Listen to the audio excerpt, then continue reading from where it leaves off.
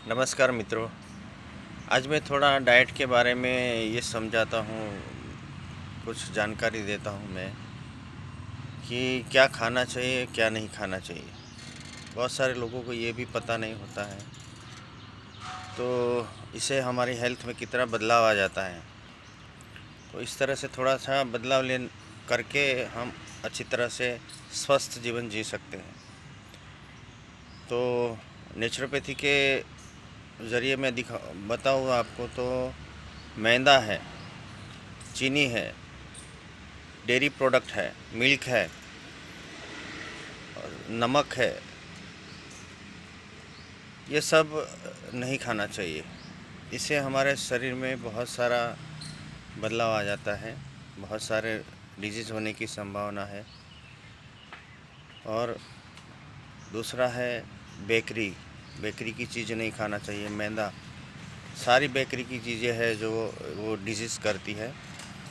और अभी वीट की ब्रेड भी आती है, मैंने ऐसा सुना है, तो वीट की ब्रेड भी नहीं खाना चाहिए। अच्छा, घर का आटा जो है वो खाना चाहिए। गेहूं का आटा है, जौ का आटा है, रागी का आटा है, मिक्स ग्रेन है, मकई का आटा है, ज्वार का आटा है। ऐसे हमारा चने का बेसन है, चने की दाल से घर में बनाया हुआ बेसन जो हमारी हेल्थ के लिए अच्छा होता है। रेडीमेड बेसन अच्छा नहीं है। और चाइनीज़, पंजाबी, बासी खुराक, फ्रिज की आइटम, फ्रिज की चीज़ भी नहीं खाना चाहिए। नॉर्मल टेम्परेचर करके फिर वापस यूज़ में लेना चाहिए दूसरी बार। तो बार बार गर्म भी नहीं करना चाहिए कोई चीज़ को। खाना भी खाना है तो गरम गरम खाना, नॉर्मल का खाना खाना चाहिए। बहुत सारा गर्म भी नहीं खाना, बहुत ठंडा भी नहीं खाना है। बहुत गर्म खाने से और बहुत ठंडा खाने से भी मुंह का कैंसर और गले का कैंसर या श्वास नली, अन्न नली का कैंसर भी हो जाता है। क्योंकि टेस्ट बड गर्म खाने के बाद तुरंत ठंडा और ठंडे के बाद तुरंत गर्म, ऐसा करने से हमारे जो टेस्ट बड आते हैं अंदर, और छोटे छोटे जो हमारे सेल है एकदम नाजुक, तो वो सेल है वो डेड हो जाते हैं, मर जाते हैं, और नया सेल वहीं पर नहीं होता है। फिर वहाँ क्या, खून का जमा हो जाता है, खून रुक जाता है। तो इसी तरह से वो फिर आगे धीरे धीरे डिजीज़ बढ़ता रहता है। बहुत सारे लोगों को क्या है, जो खाने से उसमें अल्सरेशन हो जाता है। गरम गरम खाने से या ठंडा खाने से अल्सरेशन हो जाता है। अल्सर में से फिर अल्सर ठीक से नहीं होता तो फिर कैंसर तक आगे बढ़ सकता है। तो इसी तरह से मुंह में छाले पड़ना, गले में छाले पड़ना, श्वास नली में, स्टमक के अंदर छाले पड़ना, ये सब हमारी लाइफस्टाइल के हिसाब से ही होता है। तो उसमें ध्यान रखना है।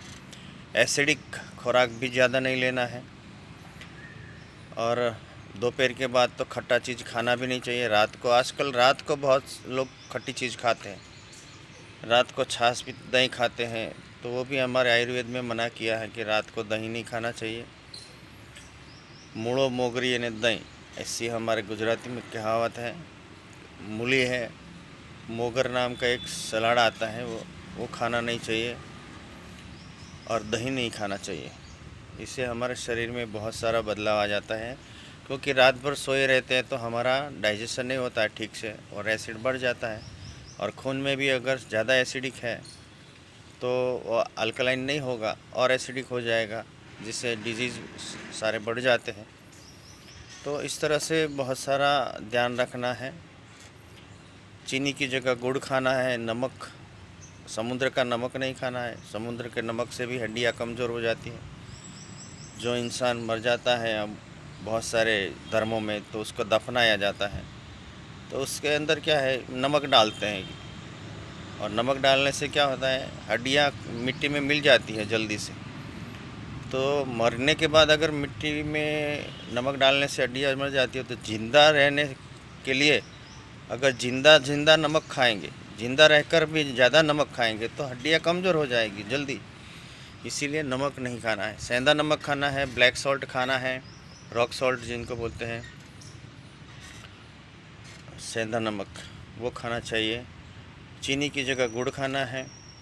और बेसन की जगह हमारा चना का आटा घर में बनाया पिसा हुआ खाना चाहिए। रेडीमेड बेसन भी अच्छा नहीं आता है, उसमें भी कचुका पाउडर, कचुका यानी आंवलिया, आमली, इमली का जो दाना निकलता है काला काला, वो दाना का पाउडर भी मिलाया जाता है बेसन में। बहुत सारे आटे हल्के किस्म के चने यूज़ करते हैं, जो जानवरों को दिया जाता है, वो चने इसमें यूज़ होते हैं बेसन में। हल्का किस्म का बेसन बनता है और वो अच्छा भी नहीं होता है। तो बहुत सारा इसमें डेयरी प्रोडक्ट भी नहीं खाना है। अगर दूध, बहुत सारे लोगों को दूध की ज़रूरत पड़ती है, दूध लेना है तो गाय का दूध लीजिए या तो ताज़ा दूध लीजिए। अभी लास्ट रिसर्च में तो ऐसा भी आया है कि जो ये जर्सी गाय है उनका दूध भी नहीं पीना चाहिए। जर्सी गाय के दूध में भी कैंसर के जम्स पाए गए हैं। तो आजकल डेयरी में तो वो सब मिलावट आता है, सभी दूध को एक साथ मिलाया जाता है और फिर प्रोसेस करके उसमें दिया जाता है। अगर दूध मिल जाता है ताज़ा तो वो सबसे अच्छा है, और धारोष्ण दूध पीना चाहिए, ऐसा हमारे आयुर्वेद में भी कहा है। और नेचुरोपैथी में तो दूध की मना है, दूध लेना ही नहीं चाहिए। बच्चों को ज़रूरत है, बच्चों को देना चाहिए, तो उसके सामने उसको कड़वाहट देनी चाहिए थोड़ी सी। अगर उसके पेट में कृमि हो जाएंगे तो फिर वो भी डिजीज़ नहीं होगा, उनका मानसिक विकास नहीं होगा, उनको भी जो कड़वी चीज़ की गोलियां आती हैं वो घिस कर पिलाने के लिए सोमवा चौतरी से अलग अलग जड़ी बूटी बहुत सारी है, नीम के पत्ते हैं वो भी पिलाना चाहिए। और वावडिंग आता है वो भी पिलाना चाहिए, बडिंग जिसको बोलते हैं हिंदी में। तो उस तरह से बच्चों का भी ख्याल रखना है। घर में एल्यूमिनियम के बर्तन नहीं रखना है, एल्यूमिनियम के बर्तन में खाना नहीं पकाना है। एल्यूमिनियम के बर्तन से भी बहुत सारे डिजीज़ होते हैं आजकल। किडनी ख़राब हो जाती है। पहले तो हमारा खून के अंदर जब एल्यूमिनियम जाता है तो वो किडनी के जाली में फंस जाता है और फिर किडनी का प्रॉब्लम हो जाता है।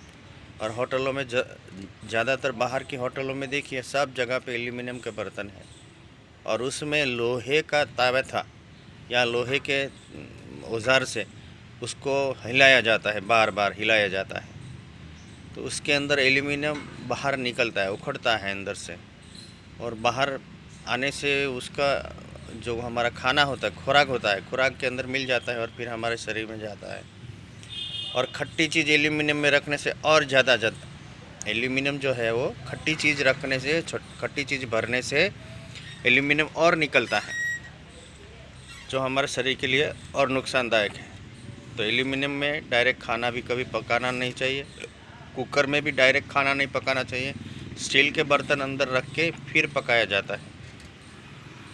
इस तरह से खाने पर पकाने की भी रीत होती है, तो किसे खाना पकाते हैं वो भी देखना चाहिए, इसी से भी डिजीज़ होने की संभावना है। और इस तरह से खाने में ध्यान रखना है, बाहर की चीज़ नहीं खाना है। बहुत घर का बनाया हुआ नमकीन खाइए, बाहर का नमकीन मत लाइए। फास्ट जिनको जंक फूड बोलते हैं, जंक फूड नहीं खाना है, फास्ट फूड नहीं खाना है ज़्यादा। फास्ट फूड में आज ही का मोटो जो आता है चाइनीज़ अब खाएंगे कोई?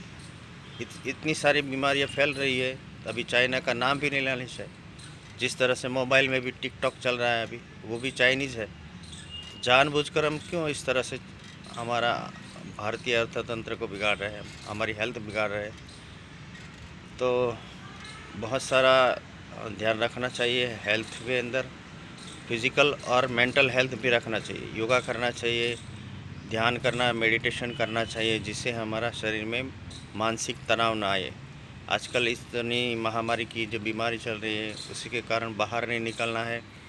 अगर निकलना ज़रूरत पड़े, फ्रेश होना है, तो आप सुबह सुबह में जल्दी ब्रह्म मुहूर्त में उठ के 1 घंटा निकल जाइए, आधा घंटा, और घर में ही बाहर खिड़की दरवाजे खोल दीजिए, घर में ही एक्सरसाइज करिए, जॉगिंग करिए, योगा करिए, प्राणायाम करिए, रोपिंग जिसको हम बोलते हैं ना, स्किपिंग यानी कि दौड़ा कूदना, दो रस्सी से, वो भी कर सकते हैं।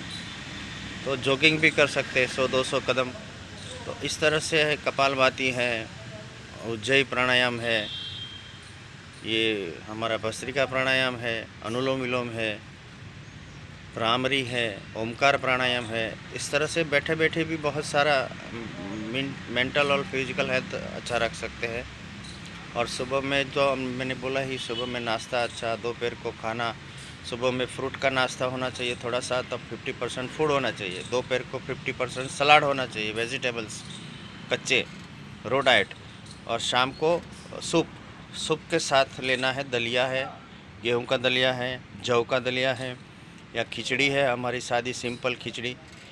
और पॉलिश की दाल नहीं लेना, खिचड़ी में दाल परत वाली लेना है, मतलब पोतरा वाली। तो इस तरह से शाम का डाइट, इसमें रागी का यूज़ कर सकते हैं। अनाज भी अलग अलग बहुत सारे आते हैं, जिनको कैल्शियम की कमी है वो रागी का आटा भी यूज़ कर सकते हैं। कैल्शियम खाए वो बात ठीक है, लेकिन कैल्शियम को पचन करने के लिए फिर आपको विटामिन डी लेना पड़ेगा। अगर विटामिन डी हमें सूर्य प्रकाश से ही मिलेगा, तो सनबाथ, रोज़ सुबह में सनबाथ भी आधा घंटा 1 घंटा पूरे बॉडी पर लेना चाहिए। और अभी गर्मी का मौसम में पानी भी अच्छी तरह से पीना चाहिए, हर घंटे 1 गिलास, मतलब 14-15 गिलास पानी तो पीना ही चाहिए। एक साथ में 2-3 गिलास मत पीजिए, किडनी पर बोझ आ जाएगी, लेकिन हर घंटे 1 गिलास पीजिए। और पानी धीरे धीरे छिप कर बैठ कर पीना चाहिए, उसकी भी रीत अलग अलग होती हैं। हमारे बहुत सारे डॉक्टर्स भी बताते रहते हैं।